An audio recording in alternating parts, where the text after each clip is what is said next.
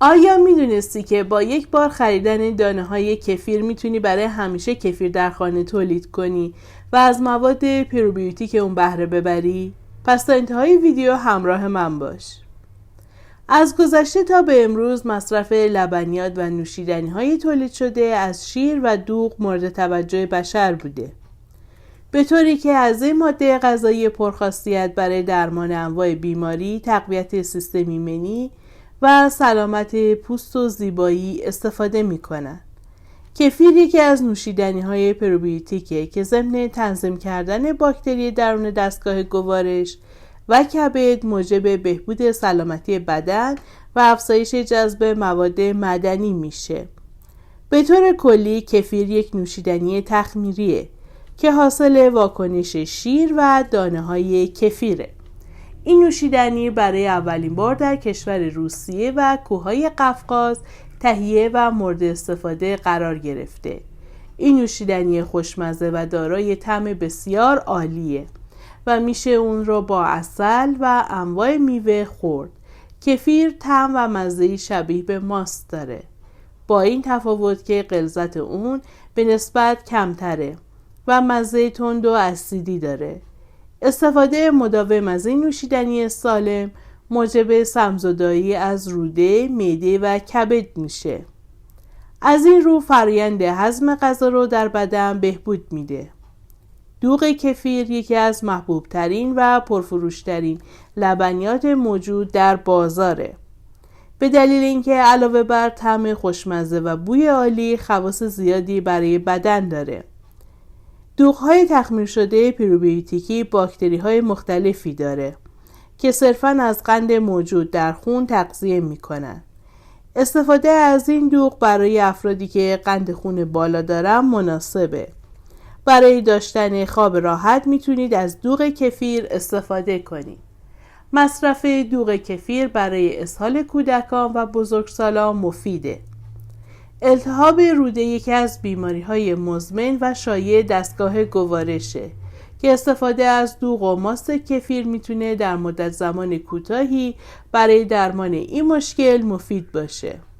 در بسیاری موارد ماده کفیر برای تهیه انواع ماست، دوغ و سایر نوشیدنی به شکل قرص تولید و عرضه میشه تا استفاده از اون راحت تر باشه و بتوانید انواع نوشیدنی پروبیوتیک با کیفیت عالی تهیه کنید. استفاده از کفیر در کنار همه فواید و مزایای منحصر به فرد یک سری مضرات هم داره که به دلیل استفاده بیش از اندازه و داشتن بیماری زمینه‌ای خودش رو نشون میده. مصرف نامتعارف و بیش از اندازه کفیر موجب نفخ، حالت تهوع، گرفتگی روده و یبوست میشه. مصرف این ماده پروبیوتیک برای افرادی که مشکل ضعف سیستم ایمنی دارن توصیه نمیشه، چرا که با تضعیف بیشتر سیستم دفاعی بدن احتمال آسیب پذیری بدن و ابتلا به بیماری‌های مصری افزایش پیدا میکنه. استفاده از کفیر در ماه‌های اول بارداری ممکنه اثرات بدی روی جنین داشته باشه. بروز اختلالات مختلف در افراد مبتلا به سرطان روده نظیر درد شدید در معده و روده، زخم دهان، خواب آلودگی، تعریق زیاد و ریزش مو میشه. برای طرز تهیه کفیر در خانه به این شکل باید اقدام کنید. مواد اولیه: قارچ کفیر، یک قاشق چوبی یا پلاستیکی، یک بطری یا ظرف شیشه‌ای و 1 لیتر شیر. ابتدا شیر رو بجوشونید و بعد بگذارید تا کاملا سرد بشه. اگر از شیرهای پاستوریزه استفاده می کنید نیازی به جوشاندن نیست. مقدار 20 تا 30 گرم کفیر رو به شیر اضافه کنید و محلول رو به مدت 24 تا 48 ساعت در یک محیط تاریک قرار بدید تا فرایند تخمیر شیر و تبدیل به ماست انجام بشه.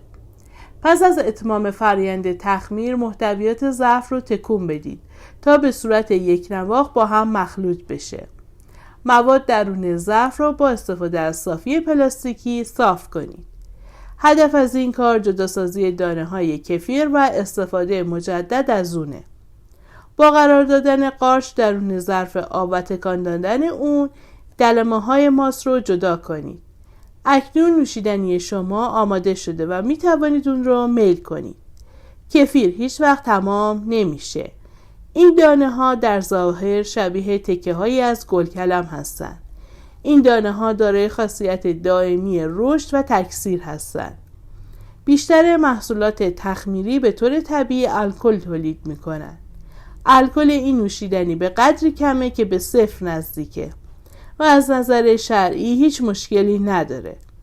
برخی عوامل باعث از بین رفتن دانه ها میشه. تماس مستقیم با فلزات. ظروف و قاشق نباید فلزیف باشه. نور شدید به مدت طولانی. حتما از آب کتری که جوشانده و سرد شده استفاده کنید. حرارت بالا یا انجماد. دمای 20 تا 27 درجه مناسبه. برای دیدن ویدیوهای بعدی ما را سابسکرایب کنید و زنگوله رو فعال کنید.